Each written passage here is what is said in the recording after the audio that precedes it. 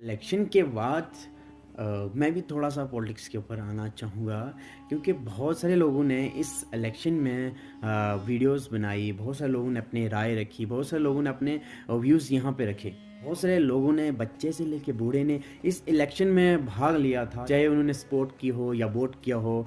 बच्चे लोग तो सपोर्ट कर सकते हैं, वोट ऑब्वियस सी बात है उनका वोट नहीं होगा। तो सपोर्ट से वोट इस इलेक्शन को बहुत इन्होंने इस इलेक्शन में बहुत जोश था लोगों के अंदर और वैसा ही जोश पूरे जम्मू कश्मीर में हर पार्टियों के अंदर था, हर लोगों के अंदर था। जम्मू कश्मीर में जो रिज़ल्ट सामने आया है वो एनसी और कांग्रेस मिलकर अपनी सरकार बना रही है। तो उनको मेरी तरफ से मुबारक कि वो अपनी सरकार बना रहे हैं। पर हाँ, जिन लोगों ने उनको सपोर्ट किया है, वोट किया है, जब मैंने किया या आपने किया, किसी ने भी उनको सपोर्ट किया, वोट किया है, किसी न किसी वजह से किया हो।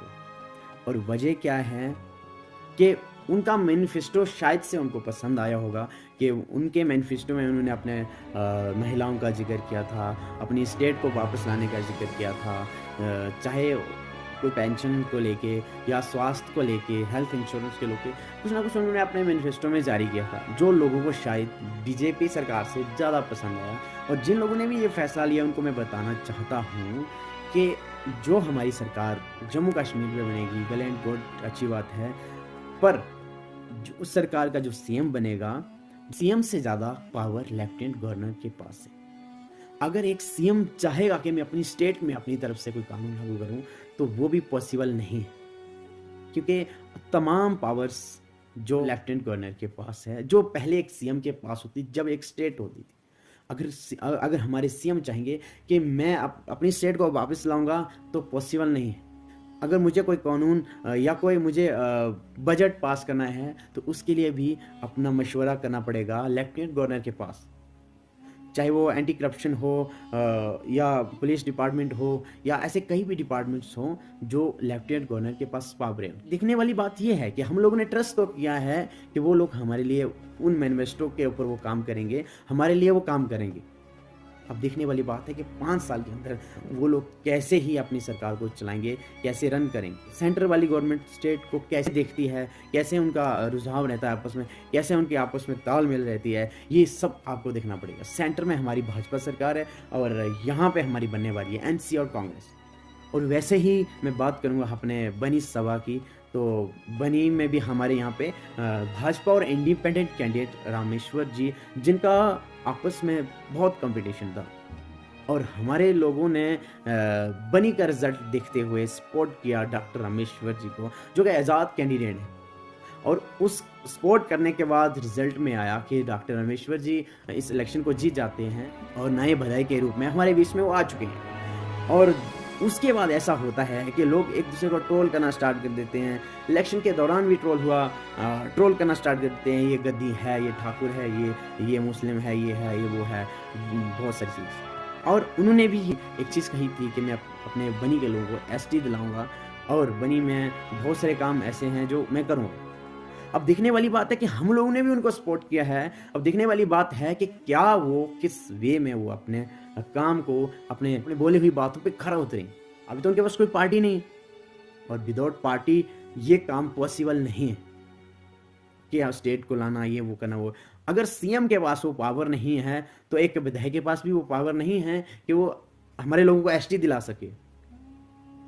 तो जो छोटी छोटी चीज़ें हैं जो हम लोगों ने शायद से वो सोची हैं कि हाँ वो हमारी डॉक्टर रामेश्वर जी पूरी करेंगे, तो किस तरीके से पूरी करेंगे वो चीज़ देखने वाली है, सोचने वाली है। अगर वो हमारी एनसी कांग्रेस में वो जाते हैं, अगर वो वहाँ जाते हैं, तो क्या वो सरकार कितना फंड्स देगी, क्या वो सरकार कितना काम कर सकती है, ये भी देखने वाली बात है। क्यों? क्योंकि सरकार के सीएम के पास उतनी पावर नहीं है जितनी लेफ्टिनेंट गवर्नर के पास है। और अभी हमारे उमर अब्दुल्ला साहब जी बोल रहे हैं कि मैं स्टेट को वापस नहीं ला सकता, वो नहीं ला सकता, ये पॉसिबल नहीं।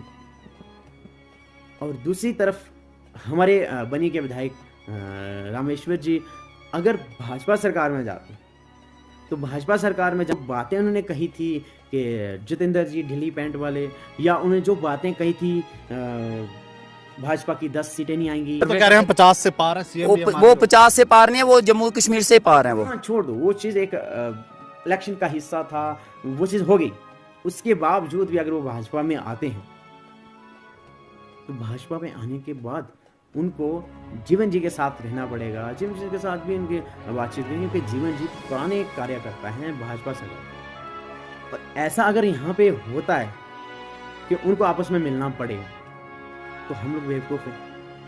क्यों बेवकूफ़ हैं? क्योंकि हम एक दूसरे को ट्रोल कर रहे हैं आज गद्दी के नाम पे, आज ठाकुर के नाम पे। देख रहे हैं कि हमने जीत किया, हम जीत गए, हमने जश्न मनाया, हमने ये किया वो किया।